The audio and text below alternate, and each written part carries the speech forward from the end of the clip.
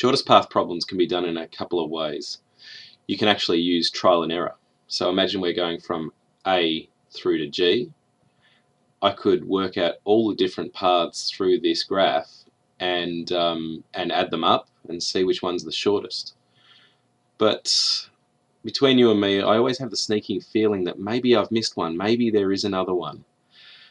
And also, what if the network or the graph that we're working on gets bigger and bigger and bigger and bigger? Then, how much trial and error can I stand? So basically, what we want to be able to do is use a different method to get the shortest path. And the way we're going to do this one here is using Dijkstra's algorithm. So really, it's designed for computers, but humans can use it just as well. On a network this size, certainly no problems. So there's heaps of different variations in it. I saw this one on YouTube as well, so I've basically just ripped this one off. And I'll work this one here because it works nicely, and then I'll work a couple from the Cambridge textbook in another couple of videos. So you might like this one, you might not. So look around and see if you can find something that certainly works for you. Alright, so for this network here, what we're going to do is start at A and we're going to finish at G. Let's just say that that's the goal. Okay, that's what we want to do.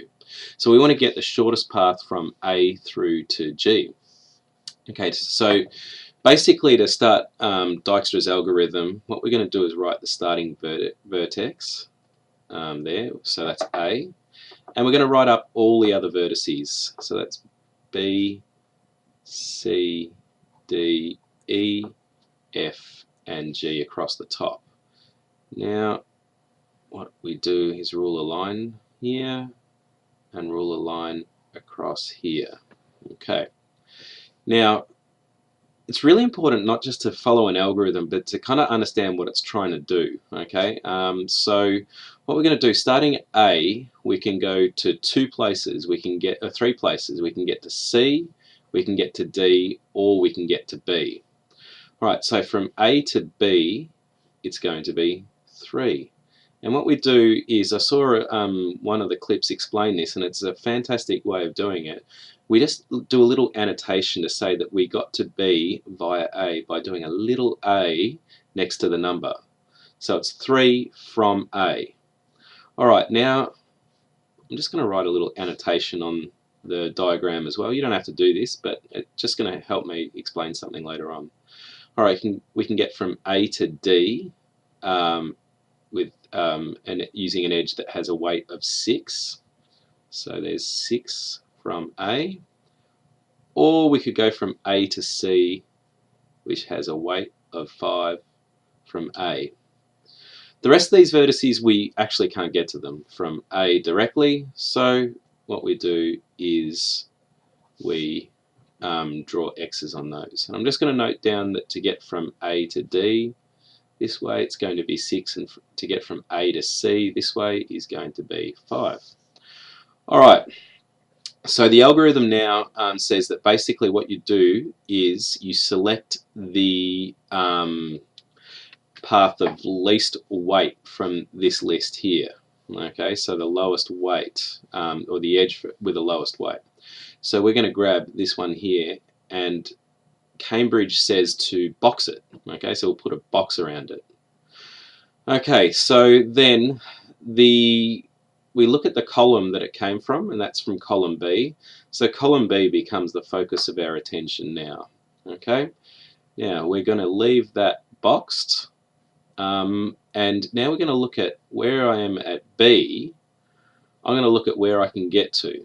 So I can get only one place, and that's to D. And that's coming from A. It's 3 already, and then 3 plus another 2 is 5. So it's actually 5 to get to D from B. And that's actually better than what I've got presently there, which is 6 from A. So I can get to D with a shorter path using this method here.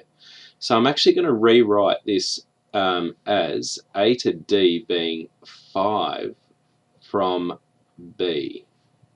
Now, everything else stays the same. I can't get to C, so it actually stays the same as it originally was, which is 5 from A. Now, I still can't get to E, F, or G, so I cross them out. Now we've got two equally possible edges that we can use, and it actually doesn't matter which one you use. So just flip a coin and work out which one you want. I'm going to go with C, because I like to be methodical and just work from left to right. Alright, so C is the focus of our attention. I look up from the column it came from and write down C. All the boxed up entries get transferred, and we're at C at the moment, okay, and we're at, on 5. So where can I get from C? Well, from C I can get to D, and that's going to be 5 plus 2, which is 7. Okay, now that's not better than what's already there, because it's 5 from A to B and B to D.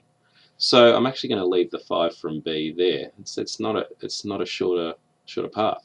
So hopefully you can start to see what Dijkstra is doing. It's just basically just brute forcing all the possible methods of going through this graph. All right, from C I can get to F. That's 5 plus 3, which is 8. So I'm going to write 8 there from C. I can also get to E. That's 5 plus 6, which is 11 from C. And I can also get actually to the finish line, G. That's 5 plus 7, which is 12 from C. All right, you might be thinking, oh yeah, we're done now. It's over. We've got to the finish. But until I box up the destination vertex, I've still got to keep going with the algorithm. I've got to keep pushing it until this one gets boxed. Okay. All right, so let's do what we did before, which is look through the list of available edges there and box up the smallest entry, and it's this one. Okay.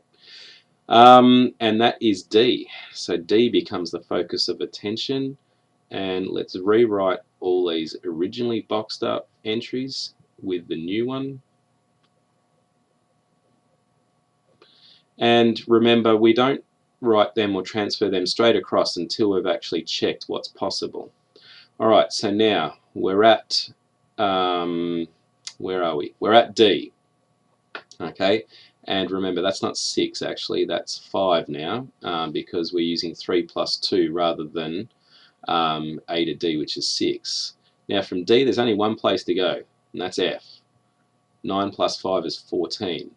Well, F has already got an 8 there, so we're not going to replace it with 14. So let's rewrite the rest of them, and we'll keep that. Alright, now smallest entry gets boxed up. That's the 8. That comes from F. Rewrite all the boxed up entries.